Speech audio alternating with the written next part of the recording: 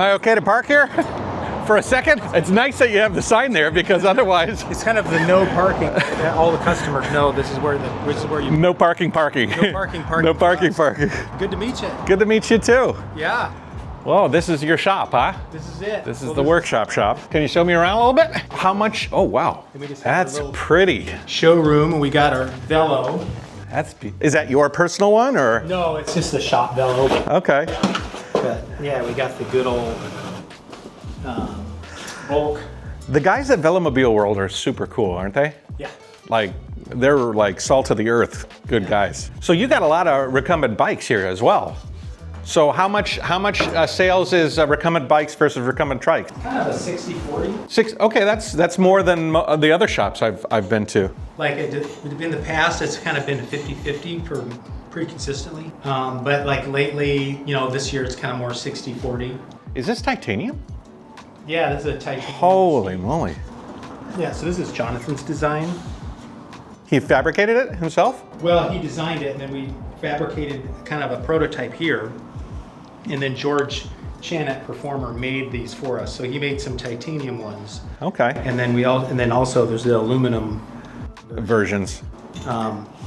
Which is kind of the titanium ones are kind of a lighter weight.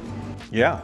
But welding titanium is it's like an art. Yeah. You know. Good job on these. Yeah. Yeah, I went to the factory that made the titanium leaf springs on the Ti-FLY, and the guy works out of his garage. The whole trike Ti-FLYs are built. They're all built over there. Yeah, but they're like built with the welders for the aluminum components are old welding professors at this old school that's been converted into a shop, and they weld the frames, and then the titanium is done by a separate guy who's working out of his garage, and then the lacers for the tires are done at it's all in that area. It's all like local. It's all local. It's all local. Artisan level. Well, that makes sense. I mean, when you look at the Ti-FLY, it is like. We don't have a Ti-FLY here right now. We just have a Tricon. Yep, I saw that. But yeah, I mean, when you look at an AZUB and you look at the work, you can tell. Oh yeah. Yeah. Kind of like, oh yeah, this is done right. So how long have you been here? This is going on 11 years here, and before that we had for about a year and a half, 18 months. We had the little kind of area next to T-Cycle. Okay. Just there's kind of that little like the triangle. Yeah. Well, they kind of have a little carved out area. That's kind of the separate door. Like where their garage door is. You were adjacent, you were at the second garage door? Yeah. Wow, I was literally just there like a few minutes ago. Oh yeah, we're there all the time over there. So are you like one of the owners of Cruzbike? Yeah, along with the Parkers. Okay, so you're like the originator of the Cruzbike? No, not just kind of came on later. Okay. So it was really the Parkers that kind of took it to the actual level that Cruzbike's at. You know? And the Cruzbikes are known for the front, the front drivetrain. Yeah, for the front wheel drive. Yeah. So all the... Yeah, which is pretty wild. I rode one at Spetsy recently. Yeah. And it takes a little getting used to, but it's really interesting. It's like front wheel drive, you know? Oh yeah. I mean, it's one of those things. I mean, you know, it's an upright bike turned on its side. Yeah. And you know, when there's no flex in that front end. Well, how did that come about? Like, what was the innovation, like, what process with Cruzbike? The original guy who did it was John Tolhurst from Australia. Okay. And so he kind of came up with a kit version of like converting an old mountain bike, you know, to a front wheel drive. And then, you know, through that success, kind of slowly developed it into an actual bike. And then, of course, after a while, they ended up doing the hydroformed tube. Okay. So that's one that's got signed by a bunch of people from a race team. Cool. And then on the wall, there's some other cruise bikes. Like that's a early Vendetta, the red one. That was a race bike Maria Parker raced that for, I don't remember. That triangle's wild, you know, like that front, the way it just looks. It's pretty cool. How much is E versus pedal power? Oh, well, for the two-wheelers, it's really just pedal power. And then for the trikes, it's kind of like, yeah, I'd say 70% E anymore. Yeah. I mean, you know, we were putting Bafang systems on ice trikes and other trikes like when we first came into this space, right? But it was like a few a year, like maybe 3, 4. And then even before ICE offered electric trike, because we got a call from the guys at ICE, and they're like, well, we see you guys are putting these Bafangs on the front. Yeah. And they were like, why are you doing that as opposed to a hub? And I'm like, well, the dropouts on the rear are just these little teeny dropouts. They're not really good for a hub motor. Yeah, the beef is on the front. Yeah, it's just too much torque, you know? And this seems to work, like this format works for your guys' handling and all that. And, you know, and then of course, after a few years, then they came out with the steps trikes. But now, like, I'd say 7 out of 10 trikes are electric.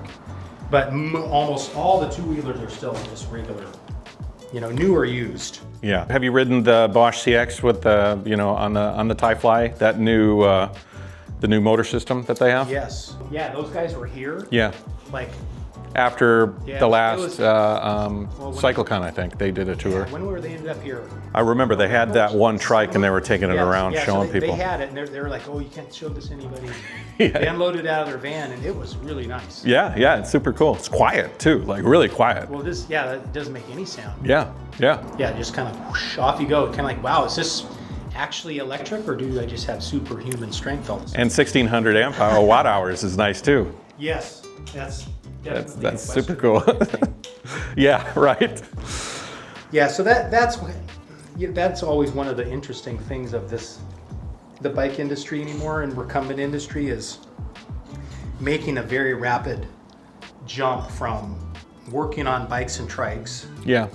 Which I like doing before, right? Just for fun, and then I decided to actually get into the recumbent bike industry in the world, and then in a matter of just a short amount of years, like going from just knowing how to work on the mechanics of a bike and what goes into making a good bike versus not so good, geometry and all that stuff, to like all of the electric stuff and like plugging a laptop into this motor and download this firmware, and it's a whole other thing. Right. It's kind of like, wow, like we've all had to become like kind of pseudo electric. Right. Programmers. Like in a matter of a few years when that's not anything nobody thought about. Yeah, especially cyclists who are like organic and like riders and like suddenly electrical engineers, Like, all right, well, thanks for showing me around. It's pretty full house. Yeah.